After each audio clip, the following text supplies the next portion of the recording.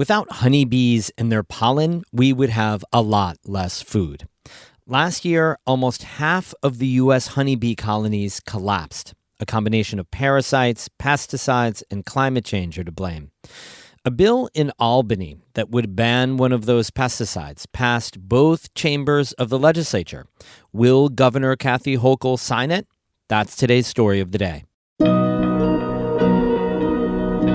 Support for Story of the Day comes from Pearsall Wealth Management at UBS Wealth Management USA, subsidiary UBS AG, member FINRA SIPC, 1 Broad Street, Glens Falls. Hey, I'm David Sommerstein. It's Monday, August 21st. First up, the Olympic Regional Development Authority has a new CEO.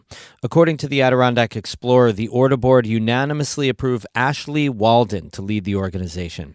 Walden will be Orda's first female CEO. She's replacing Mike Pratt, who's run Orda for the last 6 years.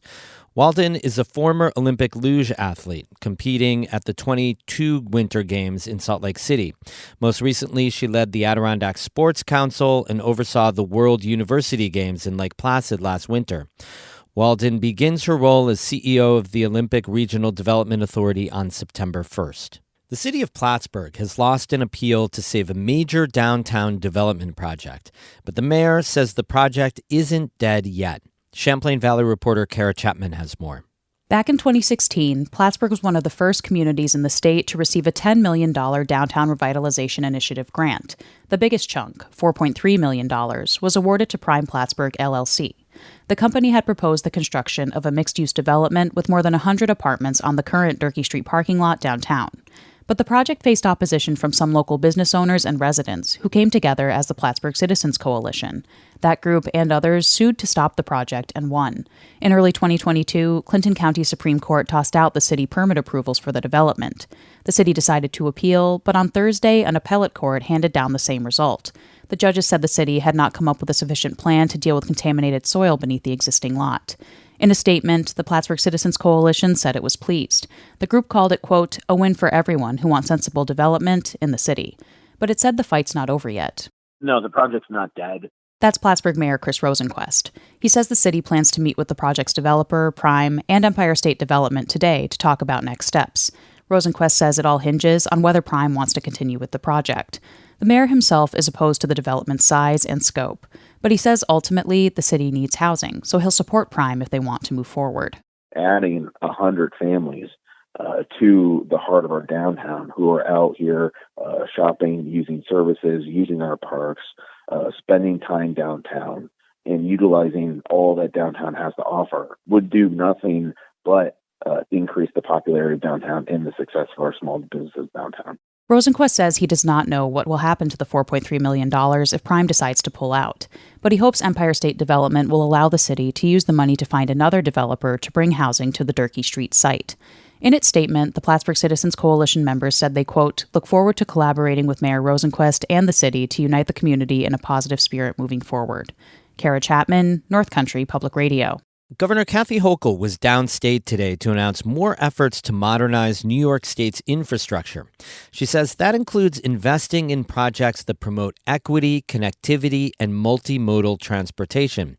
She highlighted reconstruction of the Inner Loop in Rochester, the Interstate 81 Viaduct in Syracuse, and the Cross Bronx Expressway. She said the projects will right the wrongs of the past. Back in the 50s and 60s, they put the highways right through these black neighborhoods, because they knew they didn't have the political clout to stop it, number one. And this was when they're trying to expedite the white flight from the cities. And these cities were never the same again. Hochul said the new infrastructure changes will heal communities by bringing them back together. The Bronx project will also allow for direct access to the Hunts Point Cooperative Market for the thousands of trucks that travel to that area each day. It's one of the largest food distribution facilities in the world.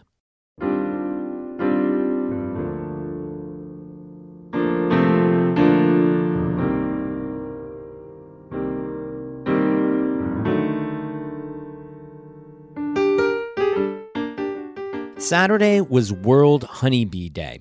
and New York environmental groups were urging Governor Kathy Hochul to sign a bill that would ban a pesticide linked to hive die-off.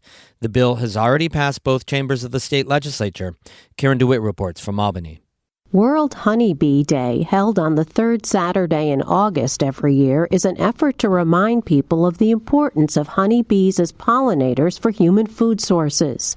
It also aims to draw awareness to the dangers that bees face, including hive die-offs, which studies have found are as high as 48% a year. The bill, approved in the Senate and Assembly earlier this year, would ban the use of pesticides, known as neonicotinoids, or neonics for short. The chemical is used to coat seeds, including corn and soybean seeds, to help farmers more easily control harmful pests.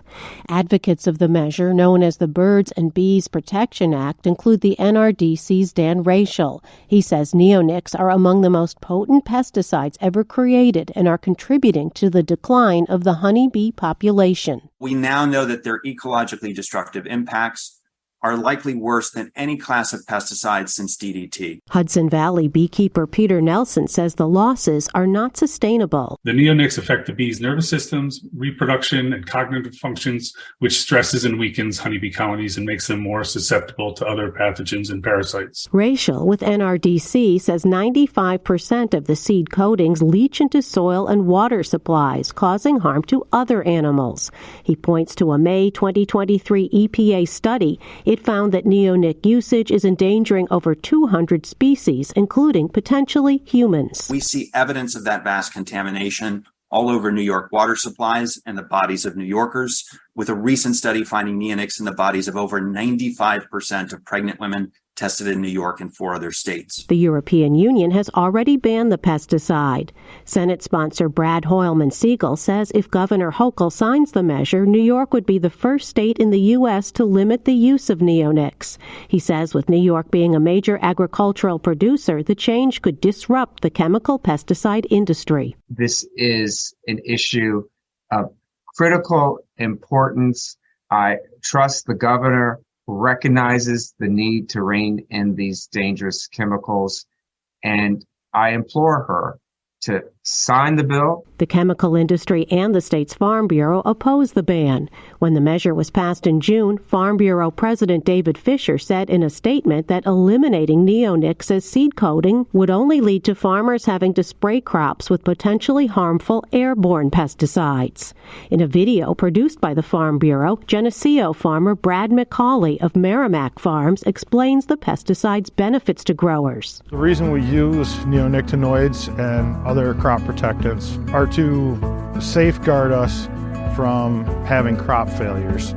Products that we're using prior to neonicotinoids were very harmful to the farmer as well as some wildlife. The Farm Bureau points to a USDA study that finds that a type of mite, not neonics, is the biggest cause of honeybee colony die-off.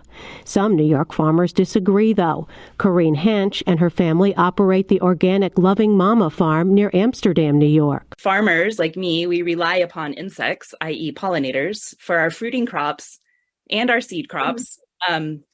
Plus, we rely upon beneficial insects for pest control. To be brutally clear, without pollinators, we face living in a world without fruits or vegetables. Governor Hochul does not normally comment on pending legislation. A spokesman would only say that the governor is reviewing it.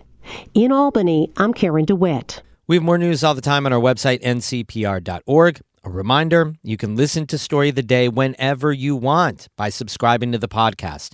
Find NCPR's Story of the Day in your podcast app and hit subscribe, and the latest show will always download automatically, so you can listen wherever and whenever you want. Find details and instructions at ncpr.org/podcasts. Music today by Caitlin Scholl of Lake Placid and Matt Bullwinkle of Potsdam. I'm David Summerstein, North Country Public Radio.